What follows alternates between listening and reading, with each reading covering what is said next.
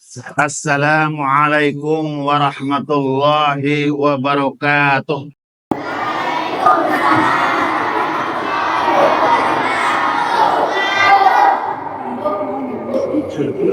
Alhamdulillah. Alhamdulillahilladzi nahmaduhu wa nasta'inuhu wa nastaghfiruh. Wa na'udzu billahi min syururi anfusina wa min sayyiati a'malina. May yahdihillahu fala mudilla lahu wa may yudlil fala hadiya lahu. Asyhadu an la ilaha illallah wahdahu la syarika lahu wa asyhadu anna Muhammadan abduhu wa rasuluhu la nabiyya ba'da. Allahumma sholli ala sayyidina Muhammad bin Abdillah wa ala alihi wa ashabihi wa man tabi'ahu ila yaumil qiyamah. A'udzu billahi minasy syaithanir rajim. Bismillahirrahmanirrahim. Ya ayyuhalladzina amanu kutiba alaikumussyam kama kutiba alal ladzina min qablikum la'allakum tattaqun. Sebelum ke materi yang akan disampaikan pada pagi ini, mari kita untuk bersama-sama membaca salawat dulu. Salatullah, salamullah ala taha rasulillah. Salatullah, salamullah ala yasin habibillah. Bangga. Allah, salamullah ala taha rasulillah. Salatullah, salamullah ala yasin habibillah. Jadi jalma terumasa sakitunya gede dosa. Nukitu lain manusia sebab mung ibadah puasa.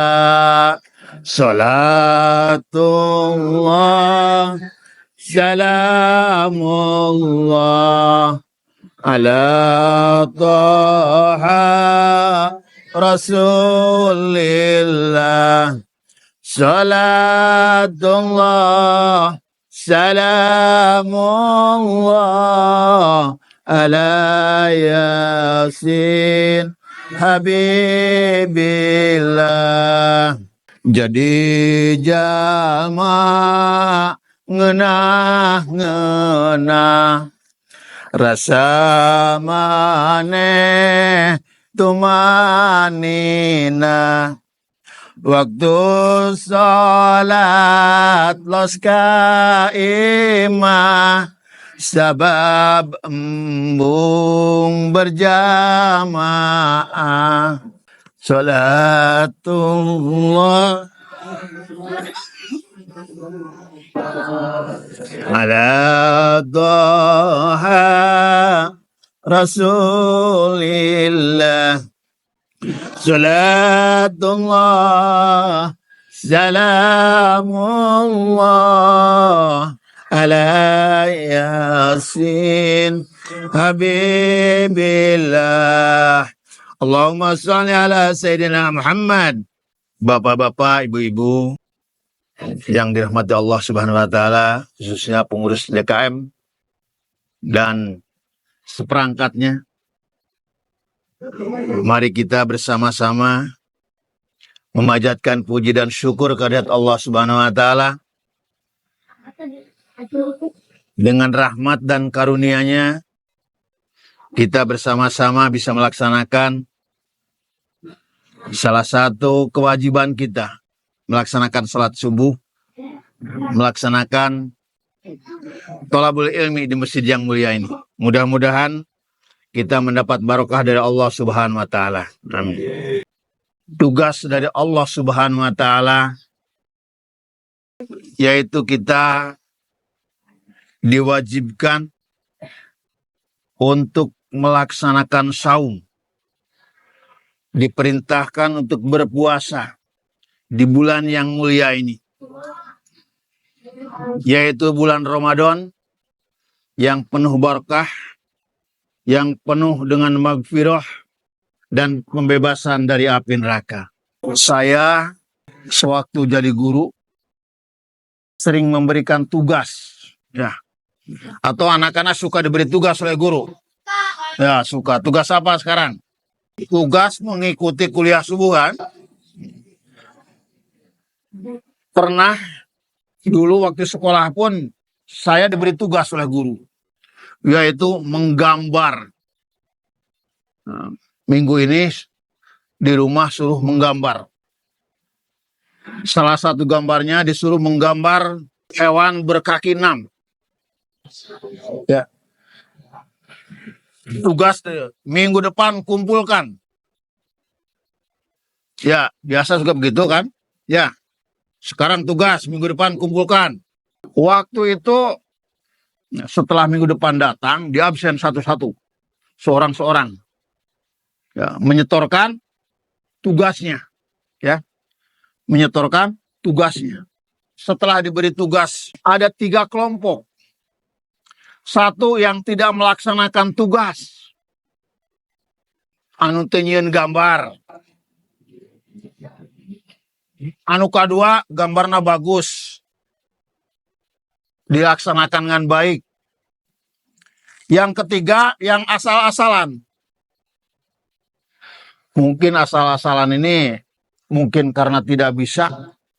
Di antara yang asal-asalan gitu, kelihatan anak itu. Ulak-lirik ke pinggir ke kanan. Wah, orang lain sudah bikin. Dia langsung bikin. Nyobekeun kertas, tina buku gambar, soret gitu. Tidak menggambar. Tapi kelihatan bawa pulpen merah. Titik saja semua. Langsung dikumpulkan.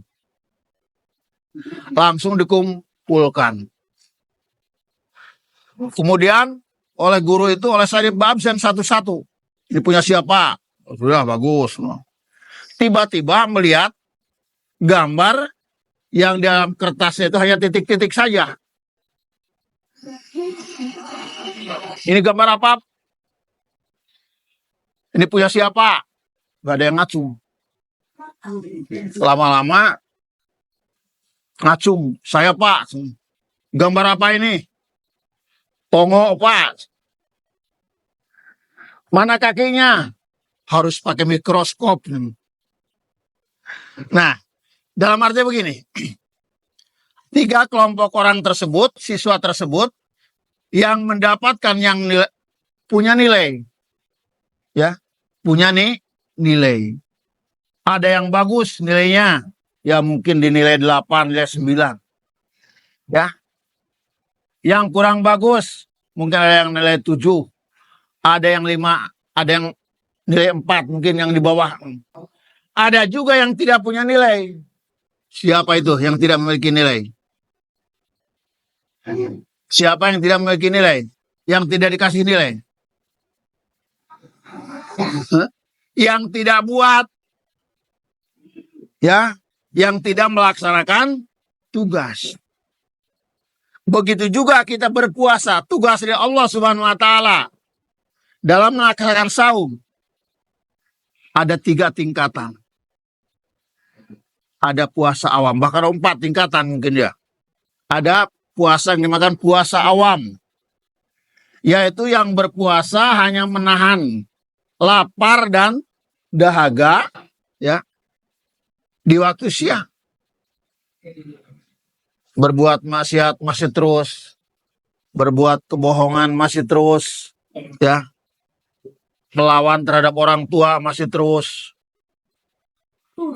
Hanya menahan lapar dan dahaga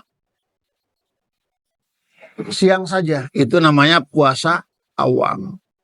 Yang kedua, ada puasa khawas. Ya.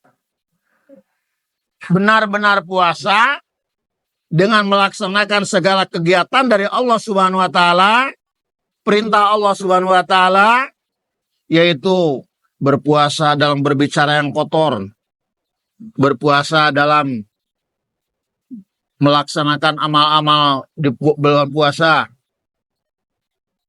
amalan-amalan Ramadan, semua dilaksanakan. Nah, itu yang berpuasa yang khawas, yang khusus. Itu mendapat ganjaran lebih tinggi daripada puasa yang biasa. Yang ketiga, khawas bil khawas.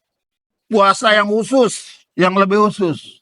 Selain melaksanakan ibadah puasa, melaksanakan kegiatan-kegiatan bulan puasa seperti sholat taraweh, tadarus, iktikaf di masjid, kemudian tidak pernah berbohong, tidak pernah pasya, tidak pernah iri dengki dan sebagainya, dengan hati yang ikhlas, benar-benar karena Allah Subhanahu wa taala. Dan yang terakhir, yang tidak puasa. Apakah yang puasa hanya menahan lapar dan dahaga di siang hari mendapat nilai, mendapat ganjaran? Dapat. Hanya mungkin nilainya sedikit, ya. Mudah-mudahan saja kita semua adalah melaksanakan saum dengan penuh keimanan, dengan penuh keikhlasan. Sabda Rasulullah Shallallahu Alaihi Wasallam, "Man shoma Ramadan imanan wa ihtisaban, ghufirallahu ma taqaddama min dambika." Barang siapa yang berpuasa dengan penuh keikhlasan, dengan penuh keimanan, maka akan diampuni dosa-dosanya yang telah lalu. Berapa dosa yang kita kumpulkan sejak pagi saja bangun subuh sampai sekarang. Setiap hari, setiap saat, kita selalu ada mungkin dosa-dosa yang tidak terasa. Juga setiap saat, setiap detik, juga banyak amal-amal yang kita kumpulkan menjadi amal ibadah. Salah satunya amal ibadah yang telah dilakukan tadi sejak bangun, yaitu yang sangat baik sekali, yang mendapatkan barokah, yaitu kita melaksanakan sahur. Apa itu sahur? Apa yang disebut sahur? Tahu sahur enggak? Makan dan minum sebelum melaksanakan puasa. Rasulullah Shallallahu Alaihi Wasallam bersabda, "Tasaharu fa inna fis suhuri barokah." Bersahurlah kalian karena sesungguhnya dalam sahur itu adalah mengandung barokah. Apa itu yang disebut barokah? Ada yang tahu? Yang disebut barokah itu apa? Yang disebut barokah itu adalah besar manfaatnya. Ya. Banyak manfaatnya. Karena orang berpuasa dengan sahur, maka tenaganya akan lebih kuat. Ya. Mendekatkan diri kepada Allah. Tugas dari Allah Subhanahu wa taala. Sunnah Rasulullah Sallallahu Alaihi Wasallam adalah ketika kita menjelang puasa dianjurkan untuk makan sahur. Salah satu keberkahan bulan Ramadan, kita bisa menambah rezeki, kita bisa mendekatkan diri kepada Allah Subhanahu wa taala. Tetapi kadang-kadang orang banyak melakukan kesalahan-kesalahan. Kenapa kita melakukan kesalahan? Kenapa kita melaksanakan dosa, berbuat dosa? Itu karena apa? Karena keimanan kita yang kurang. Sehingga kalau orang keimanannya kurang, mudah diganggu setan. Ketika keyakinan kurang kepada Allah Subhanahu wa taala, setan mengganggu kepada kita untuk sholat taraweh, misalkan kita agak malas. Untuk sholat subuh juga agak malas. Itu karena apa? Karena godaan setan. Apabila kita diganggu setan, walaupun dalam bulan puasa ini setan dibelenggu, ya, pintu tobat, pintu surga dibuka, tetapi tetap kalau kita imannya kurang, maka setan selalu mengganggu kita dalam keadaan apapun. Di bulan Ramadan yang penuh hikmah ini, banyak yang diberikan kepada kita kemudahan-kemudahan, yaitu dalam melaksanakan ibadah, dilipat gandakan ganjarannya sampai 700 kali lipat. Dalam semua ibadah, bahkan tidur pun kita mendapatkan ganjaran dari Allah Subhanahu wa taala. Apa yang kita lakukan setiap saat, berbuat baik terhadap orang tua, berbuat baik terhadap sesama, bicara dengan yang baik, maka Allah akan memberikan suatu ganjaran kepada kita dengan yang lebih besar di hari-hari biasa. Dosa-dosa yang telah lalu, yang kita lakukan dalam setahun, mungkin dalam Ramadan, kalau kita beribadah dengan baik, berpuasa dengan baik, maka insya Allah akan dihapus dosanya. Ya. Itu karena apa? Karena kasih sayang Allah kepada kita. Karena kemurahan Allah dari kita. Karena keberkahan Allah SWT. Oleh sebab itu, dalam melaksanakan saum, kita harus dengan penuh keimanan, penuh dengan keikhlasan, sehingga amal ibadah yang kita lakukan mendapatkan ridho dari Allah Subhanahu wa taala. Kalau dengan keridhaan Allah Subhanahu wa taala, apapun dosa-dosa yang kita lakukan, maka akan dihapus. Maka pintu surga bagi kita akan menunggu. Pintu surga bagi umat hamba Allah yang selalu taat kepada ajaran-ajaran, yang selalu taat kepada Allah Subhanahu wa taala dengan penuh keimanan, akan diberikan kepada kita. Insya Allah. Itu saja barangkali yang dapat disampaikan pada subuh ini. Mudah-mudahan walaupun sedikit ada manfaatnya. Billahi taufiq wal hidayah. Wassalamualaikum warahmatullahi wabarakatuh.